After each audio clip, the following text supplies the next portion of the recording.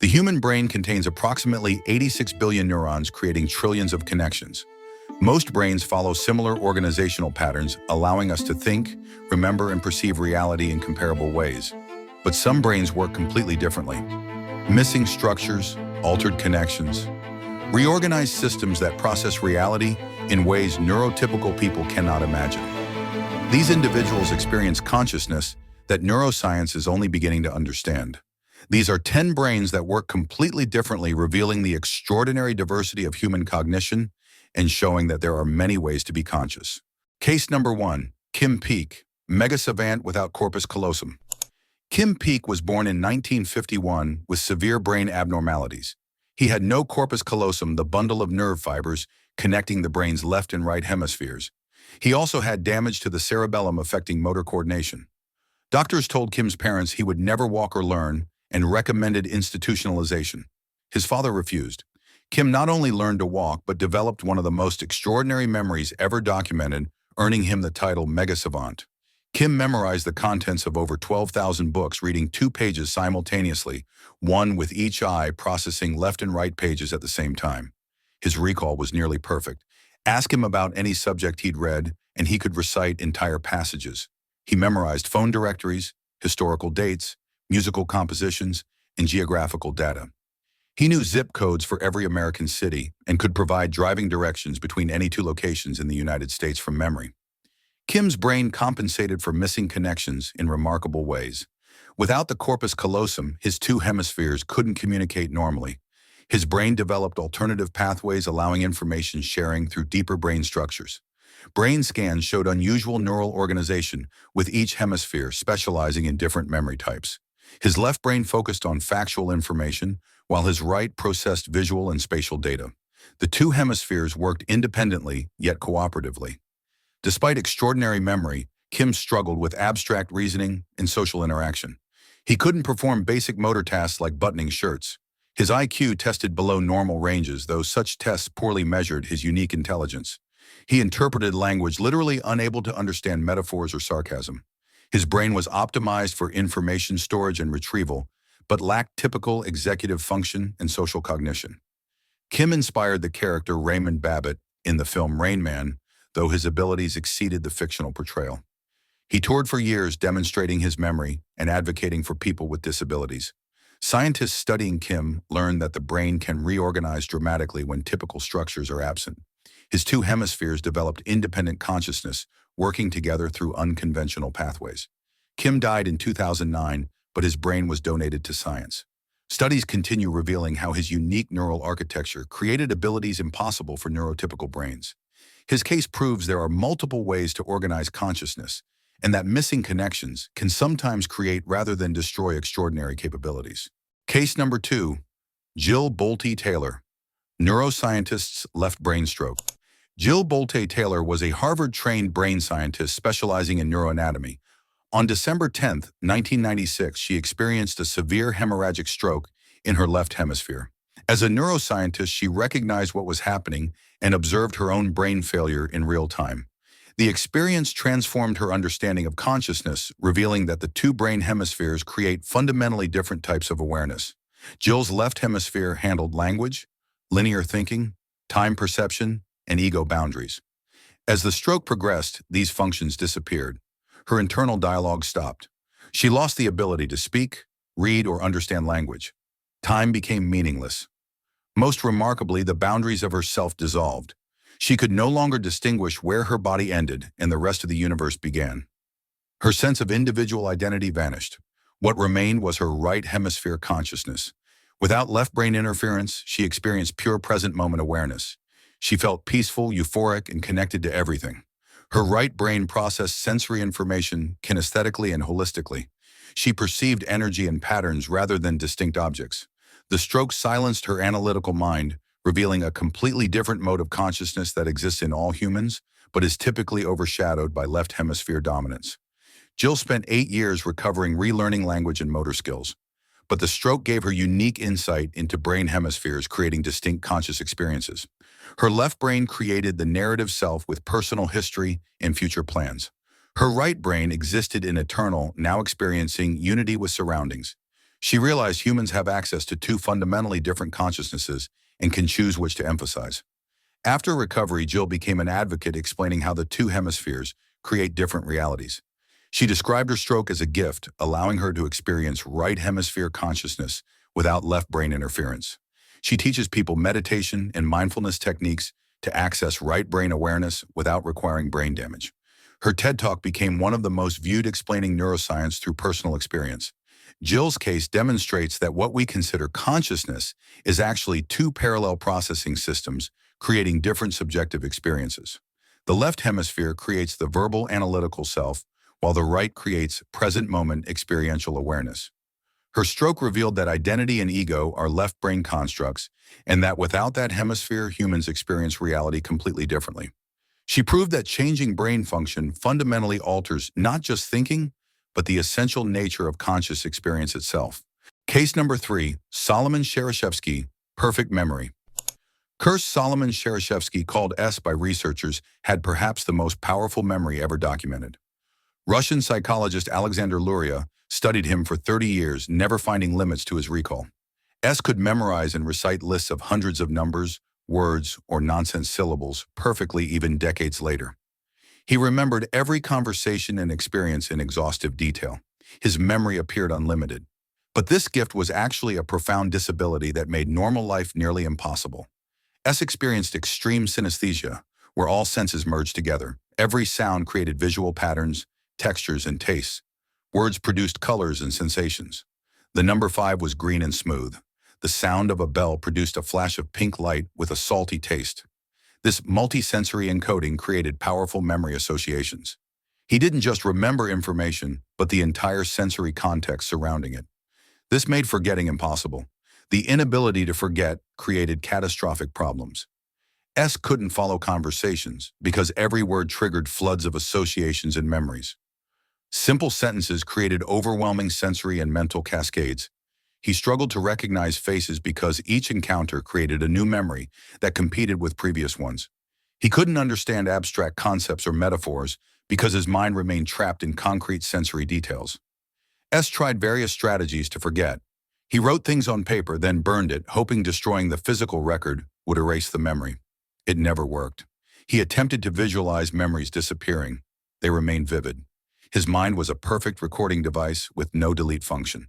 The inability to filter and forget prevented normal cognitive function. Most thought requires forgetting irrelevant details to extract meaning. S couldn't do this. S worked as a professional mnemonist performing memory demonstrations, but he struggled with employment, relationships, and daily life. His extraordinary memory created a different kind of consciousness where past experiences never faded. He lived simultaneously in all moments of his life, unable to prioritize present over past. His brain lacked the forgetting mechanisms essential for normal cognition. Luria's studies of S revealed that memory is not simply about retention, but about selective forgetting. The brain must filter and discard information to function. S's synesthetic brain encoded everything, permanently creating consciousness overwhelmed by total recall. His case demonstrated that perfect memory without forgetting creates not genius, but disability. Normal brains work by losing information. S's brain worked completely differently, unable to forget, making him simultaneously superhuman and profoundly impaired. Case number 4, Temple Grandin, autistic visual thinking. Temple Grandin is one of the most accomplished animal scientists in the world, despite being diagnosed with autism in childhood. Doctors recommended institutionalization, telling her mother she would never function independently. Instead, Temple became a professor, author, and revolutionized livestock handling through her unique visual thinking. Her autistic brain processes reality completely differently than neurotypical minds, providing insights neurotypical thinkers cannot access. Temple thinks entirely in pictures rather than words. When she considers a concept, her mind produces detailed photographic images and videos. She doesn't have an internal verbal dialogue, but instead sees movies running in her imagination. She describes her memory as a search engine, retrieving specific images from vast visual libraries.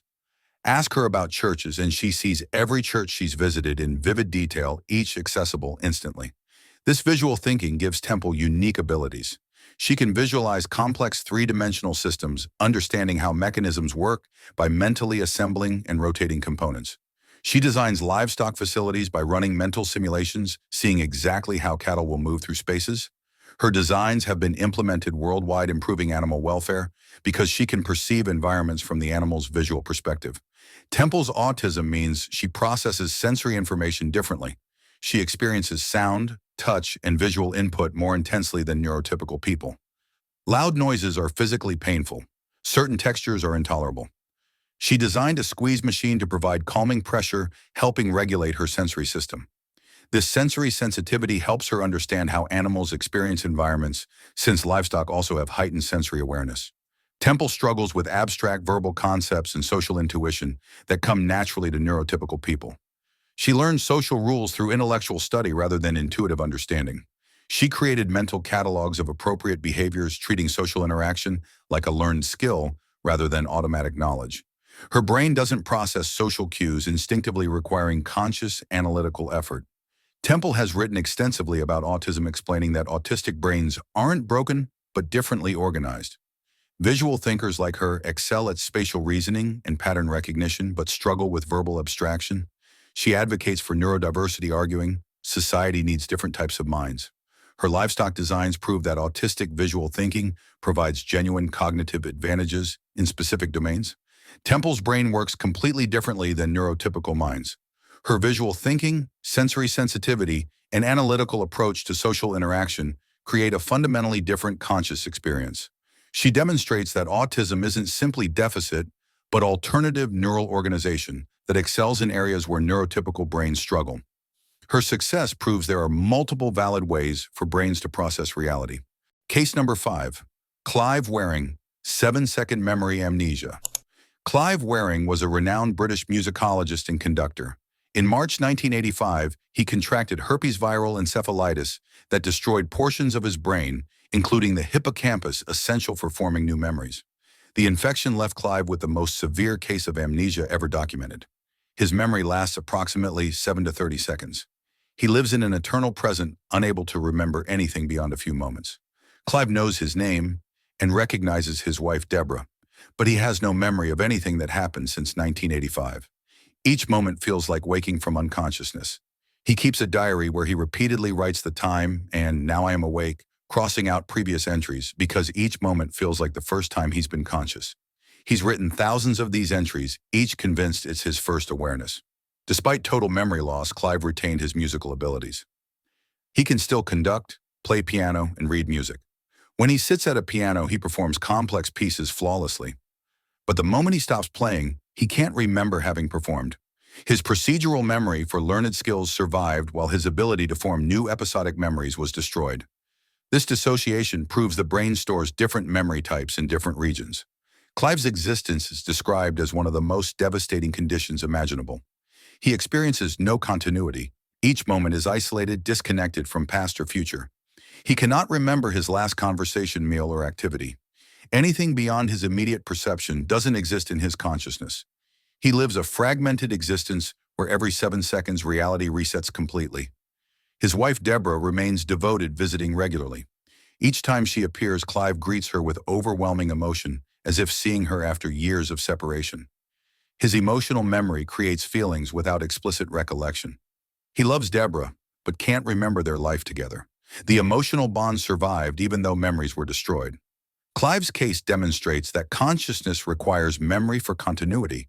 Without the ability to encode new experiences, each moment exists in isolation.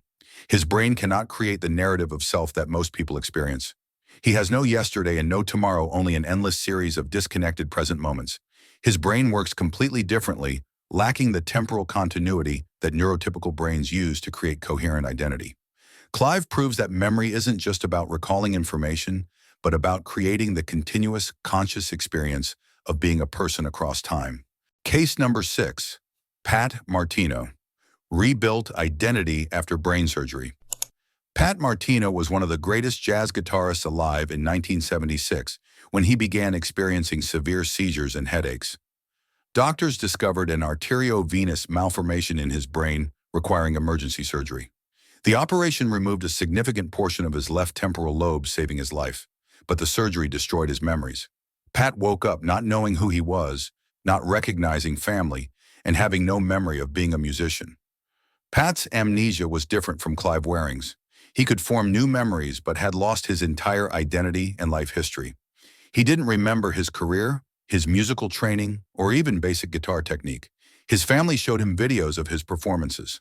Pat watched himself playing guitar with no recognition. That person felt like a stranger. The surgery had erased the autobiographical memories that defined him. Remarkably, Pat decided to relearn guitar from scratch. His family surrounded him with his old records and instruments. Initially, he couldn't play at all, but as he practiced, motor memories began returning. His fingers started remembering positions his conscious mind had forgotten. Over years of intensive practice, Pat not only relearned guitar, but returned to professional performance, creating new albums and touring. Neurologists studying Pat discovered his recovery involved both reclaiming old neural pathways and creating new ones. Some procedural memories for guitar technique had been stored outside the damaged region, allowing eventual recovery. But Pat also developed new cognitive strategies compensating for lost abilities. His brain reorganized, creating alternative routes to access musical knowledge. Pat described his recovery as simultaneously reclaiming his old self and becoming a new person. The memories that returned felt like learning about someone else's life. He had to consciously reconstruct his identity using external evidence and others' testimony. His sense of self became less about continuous memory and more about present action and relationships. Pat's experience reveals that identity is both neurologically constructed and socially maintained. When his brain lost his life story, others provided the narrative until his brain could rebuild connections. His return to music proved that talent involves both conscious memory and deep procedural learning distributed across brain regions. His case demonstrates that brains can reconstruct identity even after catastrophic memory loss. Pat showed that self isn't a single thing stored in one location, but an emergent process the brain can regenerate through different pathways. His brain found completely different ways to be Pat Martino after the original neural basis of his identity was surgically removed. Case number 7. Gabrielle Giffords, Language Center. Recovery Gabrielle Giffords was a United States Congresswoman shot in the head at a public event in Tucson, Arizona in January 2011. The bullet traveled through the left side of her brain, severely damaging areas controlling language production and comprehension. Doctors performed emergency surgery, removing a portion of her skull to reduce brain swelling. Gabrielle survived, but lost most of her ability to speak, read, and understand language. Her brain's language centers were catastrophically damaged. Initially, Gabrielle could say only simple words with great effort. Complex sentences were impossible. She could understand some language, but processing was slow and incomplete. Reading was nearly impossible. The bullet had destroyed Broca's area and damaged Wernicke's area, the two primary language regions in the left hemisphere. For most people, such damage causes permanent severe aphasia. But Gabrielle's brain began reorganizing in remarkable ways. Through intensive speech therapy, Gabrielle slowly recovered language abilities. Her brain recruited regions not typically used for language. The right hemisphere developed compensatory language functions. Brain scans showed areas normally handling music and spatial processing being repurposed for words. Her neural networks rerouted around damaged tissue, creating new pathways for linguistic communication. Gabrielle's recovery was gradual and incomplete. Years after the injury, she still struggles with complex speech and cannot speak as fluently as before. But she regained functional communication, far exceeding initial medical predictions. Her brain's plasticity allowed alternative regions to assume language functions, demonstrating that even in adults, the brain can reorganize after severe damage. Her recovery required relearning language similarly to childhood acquisition. She practiced basic words, then gradually complex structures. Music therapy proved especially effective. She could sing phrases she couldn't speak, suggesting musical and linguistic processing share neural resources. Her brain accessed language through musical pathways when direct routes were destroyed. Gabrielle's case demonstrates the brain's remarkable compensation abilities. When primary language areas are destroyed, the brain can recruit alternative regions. This reorganization creates different neural architectures for language than exist in neurotypical brains. Her language processing now uses networks most people don't employ for speech. Gabrielle's brain works completely differently than before her injury. She accesses language through unconventional pathways involving right hemisphere and musical processing areas. Her recovery proves the brain contains far more plasticity than previously believed. Adult brains can create entirely new functional organizations when necessary. Her brain reorganized its fundamental language systems, showing that neural function is more flexible than fixed, even for highly specialized abilities like speech. Case number 8, Henry Molaison, HM. Living in eternal present. Henry Molaison, known in neuroscience literature as HM, underwent experimental brain surgery in 1953 to treat severe epilepsy. Surgeon William Scoville removed portions of Henry's medial temporal lobes, including most of the hippocampus from both brain hemispheres. The surgery cured the epilepsy, but created the most studied case of amnesia in history. Henry could no longer form new long-term memories, living in a permanent present, unable to remember anything for more than a few minutes. Henry's short-term memory functioned normally. He could hold conversations and complete immediate tasks, but anything beyond his immediate attention vanished completely. He couldn't remember people he'd met minutes earlier. Every day his doctors were strangers he'd never seen before. He had no memory of the surgery that destroyed his memory or anything that happened after 1953. He remained mentally frozen at age 27, though his body aged. Despite total inability to form new conscious memories, Henry could learn new motor skills. Scientists taught him mirror drawing, tracing shapes while watching his hand in a mirror. Each session, Henry had no memory of previous practice, yet his performance improved, showing he was learning despite no conscious recollection. This revealed that procedural memory uses different brain systems than declarative memory. The hippocampus wasn't needed for motor learning, only for conscious recollection. Henry's case revolutionized neuroscience, proving the hippocampus is essential for converting short-term memories into long-term storage. Without it, experiences cannot be encoded into lasting memories. Scientists studied Henry for 5 decades, learning how memory systems operate by observing what he could and couldn't do. His brain became the foundation for understanding memory's neural basis. Henry lived in a residential care facility until his death in 2008. He spent over 50 years unable to form new memories. Each moment was isolated from the next. He had no sense of time passing. Days and years were indistinguishable. He remained perpetually surprised by his age reflection, having no memory of the decades that had changed his appearance. After death, Henry's brain was sliced into over 2,000 sections and digitally mapped. The physical damage from surgery was precisely documented. His brain tissue continues to be studied, providing insights into memory mechanisms. Henry's sacrifice, though unintentional, contributed more to neuroscience than perhaps any single research subject. His brain worked completely differently, lacking the ability to create the continuous narrative of experience that defines normal consciousness. Henry proved that without memory consolidation, there is no subjective sense of a life being lived, only an endless, immediate present. Case number 9, Alonzo Clemons. Sculptural genius with cognitive disability. Alonzo Clemons suffered a severe head injury as a young child, resulting in significant cognitive disability. His IQ tested around 40 to 50, placing him in the range of severe intellectual disability. He requires assistance with basic daily living tasks. Reading and writing are extremely difficult. He struggles with abstract concepts and complex communication. By conventional measures, Alonzo would be considered profoundly limited. Yet he possesses one of the most extraordinary sculptural talents ever documented, creating art that experts consider genius level. Alonzo can observe an animal for seconds, then sculpt it from clay with perfect anatomical accuracy and fluid dynamic movement. He works rapidly without sketches or references.